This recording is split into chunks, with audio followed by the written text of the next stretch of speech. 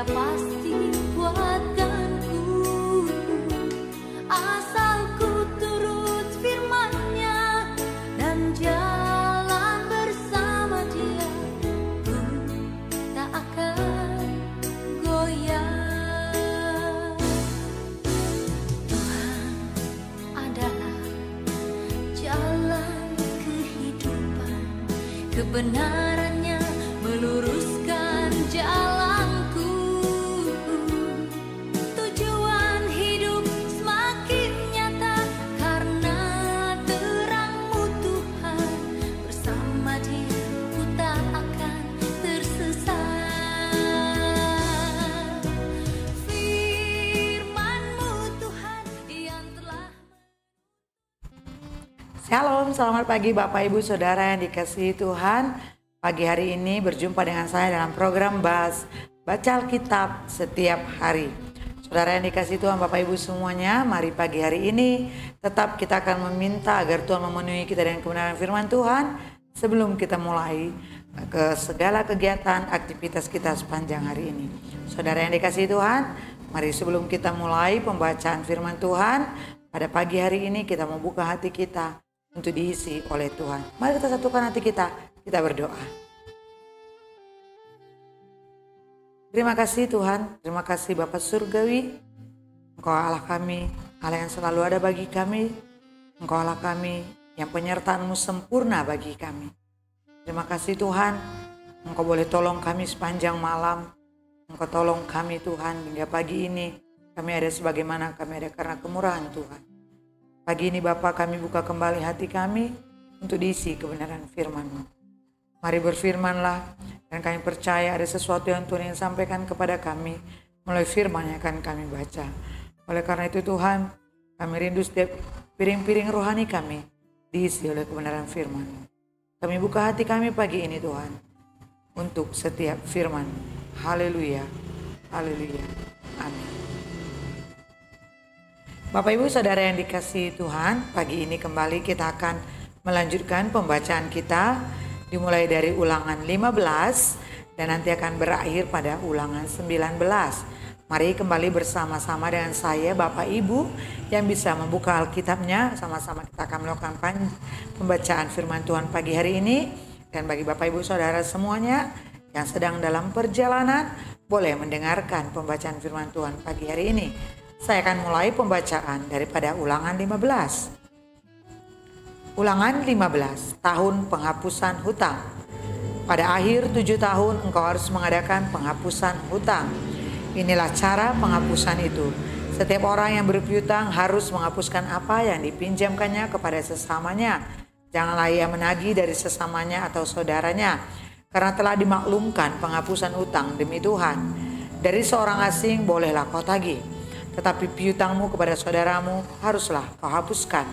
Maka tidak akan ada orang miskin di antaramu, sebab sungguh Tuhan akan memberkati engkau di negeri yang diberikan Tuhan Allahmu kepadamu untuk menjadi milik pusaka. Asal saja engkau mendengarkan baik-baik suara Tuhan Allahmu, dan melakukan dengan setia segenap perintah yang kusampaikan padamu pada hari ini.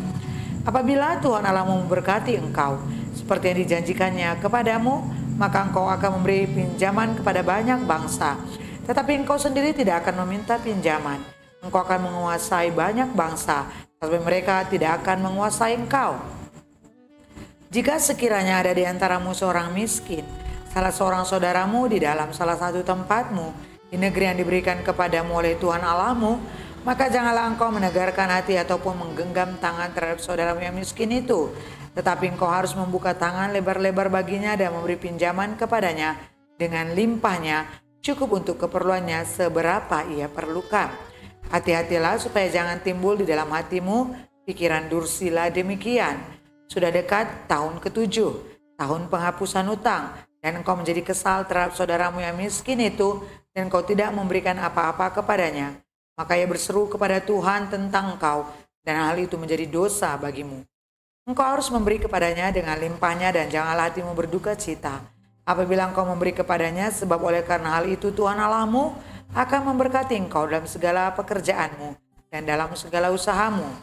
Sebab orang-orang miskin tidak hentinya akan ada di dalam negeri itu, Itulah sebabnya aku memberi perintah kepadamu demikian. Haruslah engkau membuka tangan lebar-lebar bagi saudaramu yang tertindas dan yang miskin di negerimu. Apabila saudara-saudaramu menjual dirinya kepadamu, baik seorang laki-laki Ibrani ataupun seorang perempuan Ibrani, maka ia akan bekerja padamu 6 tahun lamanya. Tetapi pada tahun yang ke-7 engkau harus melepaskan dia sebagai orang merdeka. Dan apabila engkau melepaskan dia sebagai orang merdeka, maka janganlah engkau melepaskan dia dengan tangan hampa. Engkau harus dengan limpahnya memberi bekal kepadanya dari kambing dombamu, dari tempat pengirikanmu dan dari tempat pemerasanmu, sesuai dengan berkat yang diberikan kepadamu oleh Tuhan Allahmu, haruslah kau berikan kepadanya. Haruslah kau ingat bahwa engkau pun dahulu budak di tanah Mesir, dan engkau ditebus Tuhan Allahmu. Itulah sebabnya aku memberi perintah itu kepadamu pada hari ini. Tetapi apabila dia berkata kepadamu, aku tidak mau keluar meninggalkan engkau, karena ia mengasihi engkau dan keluargamu sebab baik keadaannya kepadamu, maka engkau harus mengambil sebuah penusuk dan penindik telinga pada pintu, sehingga menjadi budakmu untuk selama-lamanya. Demikian juga kau perbuat kepada budakmu perempuan. Janganlah merasa bersalah apabila engkau melepaskan dia sebagai orang merdeka, sebab 6 tahun lamanya ia telah bekerja padamu dengan jasa 2 kali upah seorang pekerja harian. Maka Tuhan Allahmu akan memberkati engkau dalam segala sesuatu yang kau kerjakan. Segala anak sulung jantan yang lahir di antara lembu sapimu dan kambing dombamu haruslah kau kuduskan bagi Tuhan Allahmu. Janganlah engkau memakai anak sulung lembumu dan janganlah engkau menggunting bulu anak sulung dombamu. Di hadapan Tuhan Allahmu engkau harus memakan dagingnya tahun demi tahun di tempat yang akan dipilih Tuhan, engkau ini dan seisi rumahmu. Tetapi apabila ada cacatnya, jika timpang atau buta, bahkan cacat apapun yang buruk, maka janganlah engkau menyembelihnya bagi Tuhan Allahmu. Di dalam tempatmu boleh engkau, baik orang najis ataupun orang tahir, memakan dagingnya, seperti daging kijang atau daging rusa. Hanya darahnya janganlah kau makan, haruslah kau curahkan ke tanah seperti air. Ulangan 16, 3 hari raya utama. Ingatlah akan bulan Abib dan rayakanlah Paskah bagi Tuhan Allahmu, sebab dalam bulan Abib itulah Tuhan Allahmu membawa engkau keluar dari Mesir pada waktu malam. Maka engkau harus menyembelih kambing domba dan lembu sapi sebagai korban Paskah bagi Tuhan Allahmu di tempat yang akan dipilih Tuhan untuk membuat namanya diam di sana. Janganlah engkau makan sesuatu yang beragi besertanya. 7 hari lamanya engkau harus makan roti yang tidak beragi besertanya, yakni roti penderitaan, sebab dengan buru-buru engkau keluar dari tanah Mesir. Maksudnya supaya seumur hidupmu engkau teringat akan hari engkau keluar dari tanah Mesir. Janganlah terdapat padamu ragi di seluruh daerahmu 7 hari lamanya, dan dari daging hewan yang kau sembelih pada waktu petang pada hari pertama, janganlah ada yang bermalam sampai pagi. Engkau tidak boleh mempersembahkan korban Paskah di salah satu tempat yang diberikan kepadamu oleh Tuhan Allahmu, tetapi di tempat yang akan dipilih Tuhan Allahmu untuk membuat namanya diam di sana.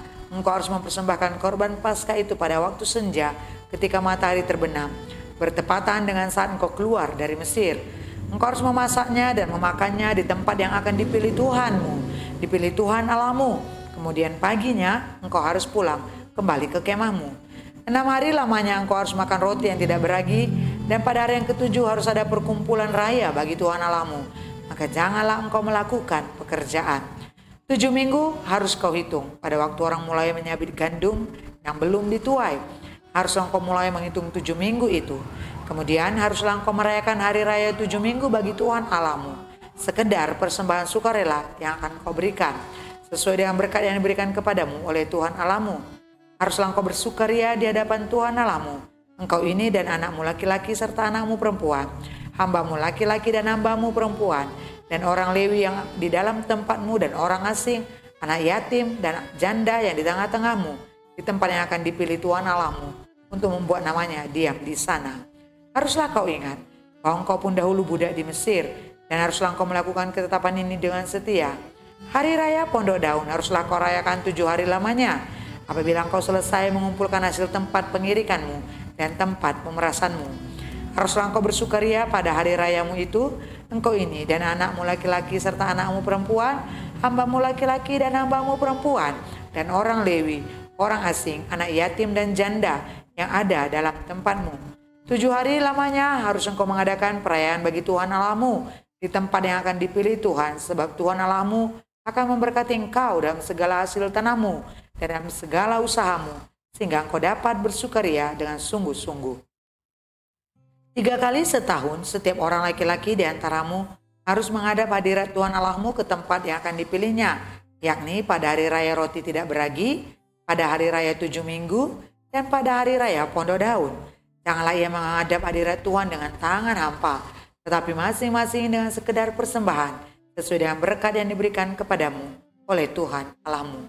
Hakim-hakim dan petugas-petugas haruslah kau angkat di segala tempat yang diberikan Tuhan Allahmu kepadamu menurut suku-sukumu. Mereka harus menghakimi bangsa itu dengan pengadilan yang adil. Janganlah memutarbalikkan keadilan, janganlah memandang bulu, dan janganlah menerima suap. Sebab suap membuat buta mata orang-orang bijaksana dan memutarbalikkan perkataan orang-orang yang benar. Semata-mata keadilan, itulah yang harus kau kejar, supaya engkau hidup dan memiliki negeri yang diberikan kepadamu oleh Tuhan Allahmu. Janganlah engkau menanam sesuatu pohon sebagai tiang berhala di samping mezbah Tuhan Allahmu, mezbah yang akan kau buat bagimu. Janganlah juga kau dirikan bagimu tugu berhala yang dibenci oleh Tuhan Allahmu. Ulangan 17. Janganlah engkau mempersembahkan bagi Tuhan Allahmu lembu atau domba yang ada cacatnya, atau sesuatu yang buruk, sebab yang demikian adalah kekejian bagi Tuhan Allahmu. Apabila di tengah-tengahmu di salah satu tempatmu yang diberikan kepadamu oleh Tuhan Allahmu ada terdapat seorang laki-laki atau perempuan yang melakukan apa yang jahat di mata Tuhan Allahmu dengan melangkahi perjanjiannya, dan yang pergi beribadah kepada Allah lain dan sujud menyembah kepadanya atau kepada matahari atau bulan atau segenap tentara langit, hal yang telah kularang itu, dan apabila hal itu diberitahukan atau terdengar kepadamu, maka engkau harus memeriksanya baik-baik. Kalau ternyata benar dan sudah pasti bahwa kekejian itu dilakukan di antara orang Israel, maka engkau harus membawa laki-laki atau perempuan yang telah melakukan perbuatan jahat itu keluar ke pintu gerbang. Kemudian laki-laki atau perempuan itu harus kau lempari dengan batu sampai mati. Atas keterangan 2 atau 3 orang saksi haruslah mati, dibunuh orang yang dihukum mati. Atas keterangan 1 orang saksi saja janganlah ia dihukum mati. Saksi-saksi itulah yang pertama-tama menggerakkan tangan mereka untuk membunuh dia, kemudian seluruh rakyat. Demikianlah harus kau hapuskan yang jahat itu dari tengah-tengahmu. Apabila sesuatu perkara terlalu sukar bagimu untuk diputuskan, misalnya bunuh-membunuh, tuntut-menuntut, atau luka-melukai, perkara pendakwaan di dalam tempatmu, maka haruslah engkau pergi menghadap ke tempat yang akan dipilih Tuhan Allahmu. Haruslah engkau pergi kepada imam-imam orang Lewi dan kepada hakim yang ada pada waktu itu dan meminta putusan. Mereka akan memberitahukan kepadamu keputusan hakim, dan engkau harus berbuat menurut keputusan yang diberitahukan mereka kepadamu. Dari tempat yang akan dipilih Tuhan, engkau harus melakukan dengan setia segala yang ditunjukkan mereka kepadamu. Menurut petunjuk yang diberikan mereka kepadamu dan menurut keputusan yang dikatakan mereka kepadamu, haruslah engkau berbuat. Janganlah engkau menyimpang ke kanan atau ke kiri dari keputusan yang diberitahukan mereka kepadamu. Orang yang berlaku terlalu berani dengan tidak mendengarkan perkataan imam yang berdiri di sana sebagai pelayan Tuhan Allahmu atau perkataan hakim, maka orang itu harus mati. Demikianlah harus kau hapuskan yang jahat itu dari antara orang Israel. Maka seluruh bangsa itu akan mendengar dan menjadi takut dan tidak lagi berlaku terlalu berani. Apabila engkau telah memasuk ke negeri yang diberikan kepadamu oleh Tuhan Allahmu dan telah mendudukinya dan diam di sana, kemudian engkau berkata, aku mau mengangkat raja atasku seperti segala bangsa yang ada di sekelilingku, maka hanyalah raja yang dipilih Tuhan Allahmu yang harus kau angkat atasmu. Di tengah-tengah saudara-saudaramu haruslah engkau mengangkat seorang raja atasmu. Seorang asing yang bukan saudaramu tidaklah boleh kau angkat atasmu. Hanya janganlah ia memelihara banyak kuda, dan janganlah ia mengembalikan bangsa ini ke Mesir untuk mendapat banyak kuda, sebab Tuhan telah berfirman kepadamu, janganlah sekali-sekali kamu kembali melalui jalan ini lagi. Juga janganlah yang mempunyai banyak istri, supaya hatinya jangan menyimpang. Emas dan perak pun janganlah ia kumpulkan terlalu banyak. Apabila ia duduk di atas takhta kerajaan, maka haruslah ia menyuruh menulis baginya salinan hukum ini menurut kitab yang ada pada imam-imam orang Lewi. Itulah yang harus ada di sampingnya, dan haruslah yang membacanya seumur hidupnya untuk belajar takut akan Tuhan Allahnya dengan berpegang pada segala isi hukum dan ketetapan ini untuk dilakukannya, supaya jangan ia tinggi hati terhadap saudara-saudaranya, supaya jangan ia menyimpang dari perintah itu ke kanan atau ke kiri, agar lama ia memerintah, ia dan anak-anaknya di tengah-tengah orang Israel. Ulangan 18, penghasilan imam dan orang Lewi. Imam-imam, orang Lewi, seluruh suku Lewi, janganlah mendapat bagian milik pusaka bersama-sama orang Israel dari korban api-apian kepada Tuhan, dan apa yang menjadi miliknya harus mereka mendapat rezeki. Janganlah yang mempunyai milik pusaka di tengah-tengah saudara-saudaranya. Tuhanlah miliknya seperti yang dijanjikannya kepadanya. Inilah hak imam terhadap kaum awam, terhadap mereka yang mempersembahkan korban sembelihan baik lembu maupun domba.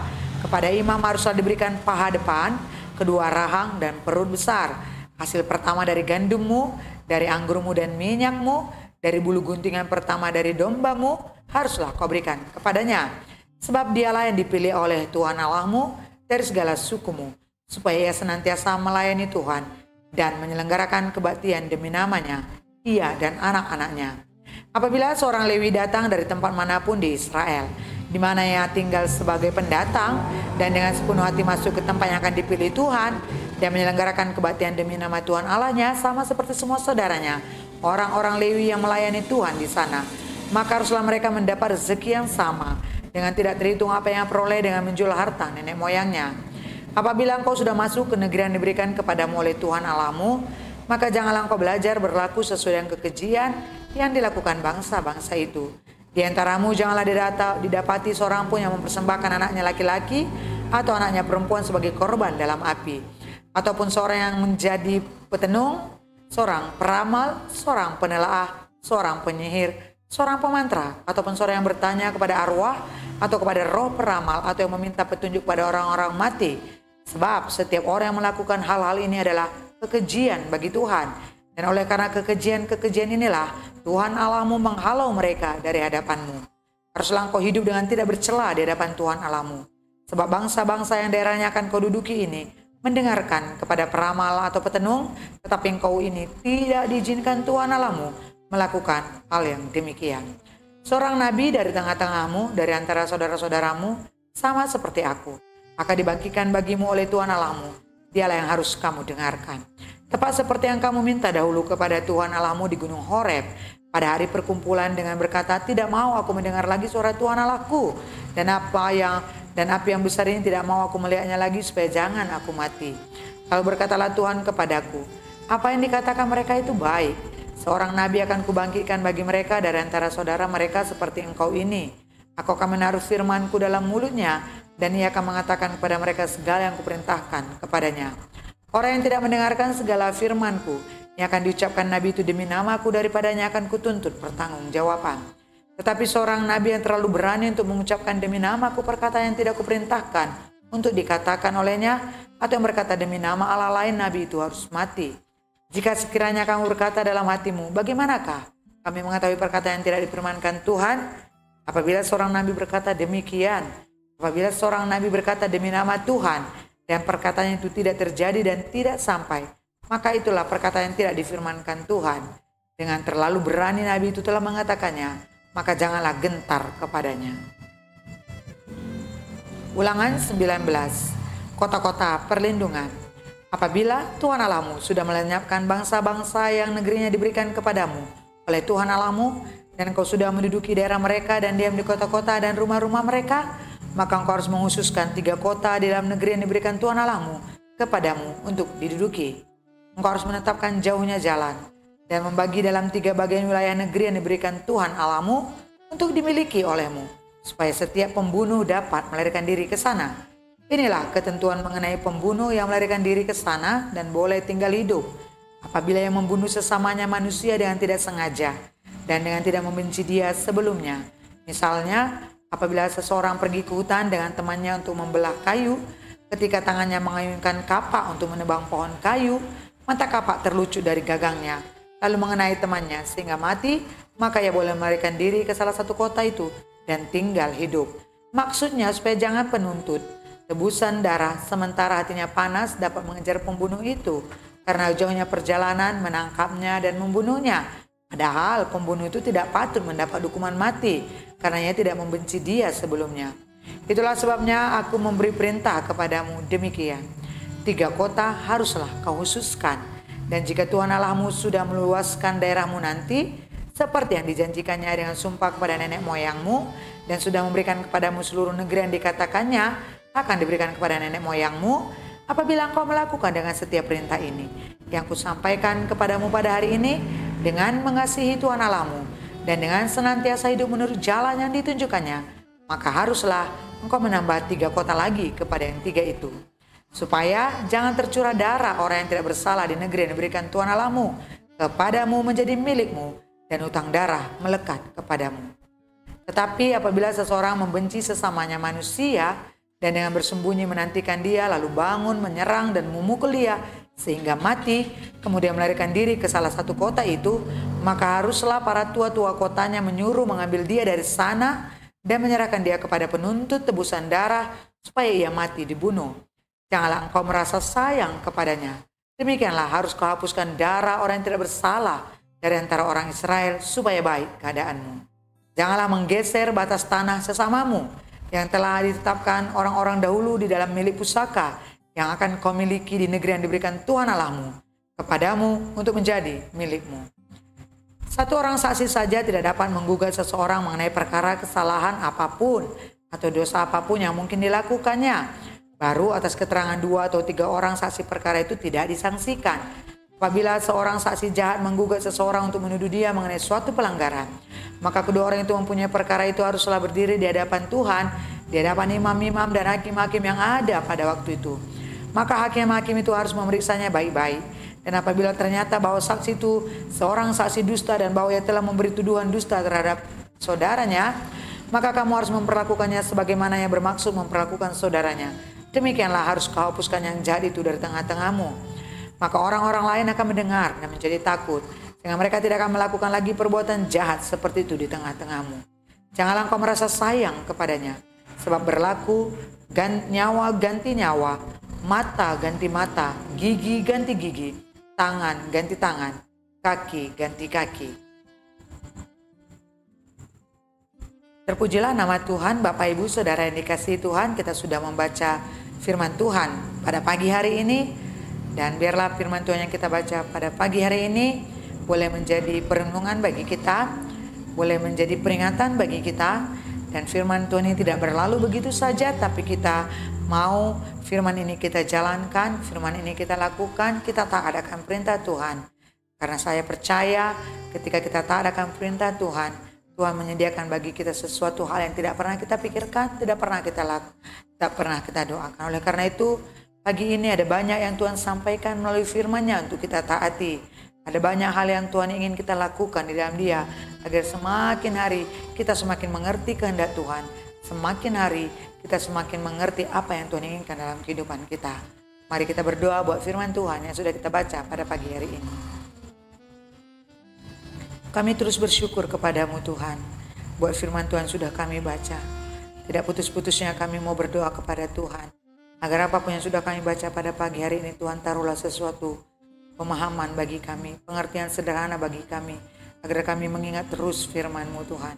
Dan kami akan terus melakukan firman-Mu. Kami rindu hidup kami banyak diubahkan oleh firman-Mu. Kami rindu hidup kami terus menjadi saksi-Mu. Kami rindu hidup kami menjadi suratan Kristus yang terbuka. Bahwa ketika ada orang yang membaca kami, mereka melihat ada Yesus dalam kehidupan kami. Dan di atas semuanya nama Tuhan dipermuliakan. Oleh karena itu berkati firman-Mu pada pagi hari ini Tuhan. Kami terlalu percaya firman-Mu yang selalu menguatkan kami. Firman-Mu yang selalu menegur kami. Firman-Mu yang selalu menyegarkan jiwa kami. Firman-Mu yang selalu memulihkan dan memperbaharui kami. Oleh karena itu Tuhan, biarlah firman yang kami dengar boleh kami lakukan. Dan kami minta Roh Kudus yang selalu memberikan kami kekuatan untuk melakukannya. Terima kasih buat pagi hari ini Tuhan. Terima kasih buat pembacaan firman-Mu pada pagi ini. Terima kasih buat pemirsa Magic Ministry yang terus setia dalam pembacaan firman ini. Kami tahu mata Tuhan selalu tertuju kepada mereka. Kami tahu kasih anugerah setia dan sukacita Tuhan ada bagi mereka. Tuhan tidak pernah meninggalkan mereka. Bahkan Tuhan memberikan selalu hal yang terbaik bagi mereka. Oleh karena itu berkati setiap pemirsa Magic Ministry Tuhan yang selalu setia dalam program ini. Kerinduan kami semuanya Tuhan. Kami hidup berdampak bagi orang lain. Melalui perkataan kami, tingkah laku kami, perbuatan kami Tuhan. Hidup kami menjadi hidup yang berkenan kepada Tuhan. Dan kami tahu Tuhan di saat kami melakukan firman-Mu Tuhan. Kami tahu Tuhan Yesus yang menjadi kekuatan kami yang memampukan kami. Oleh karena itu Tuhan, terima kasih pagi hari ini. Terima kasih ada banyak hal yang Tuhan ingatkan kepada kami untuk kami boleh lakukan. Tanamkanlah dalam hati kami, remakanlah dalam hati kami Tuhan. Inilah yang menjadi doa kami pagi ini. Dalam nama Yesus kami berdoa dan kami mengucap syukur buat firman-Mu yang sudah kami terima pada pagi hari ini. Haleluya, haleluya, amin. Puji Tuhan, Bapak Ibu Saudara yang dikasihi Tuhan, kita akan kembali lagi besok pada pembacaan selanjutnya. Jadi jangan pernah bosan-bosan, jangan pernah jemu-jemu untuk mengikuti program kita ini. Saya percaya yang kita lakukan ini pasti untuk menyenangkan hati Tuhan, dan saya percaya setiap pembacaan yang kita lakukan ini itu akan memperbaharui kehidupan kita. Pagi ini apapun yang kita lakukan, Bapak Ibu, segala aktivitas kita, pekerjaan kita, tetap andalkan Tuhan. Minta Tuhan yang menjadi nomor satu dalam hidup kita. Minta Tuhan yang bekerja atas hidup kita. Selamat pagi Bapak Ibu Saudara semuanya. Selamat beraktivitas. Tuhan Yesus memberkati dan nikmatilah berkat Tuhan sepanjang hari ini. Shalom.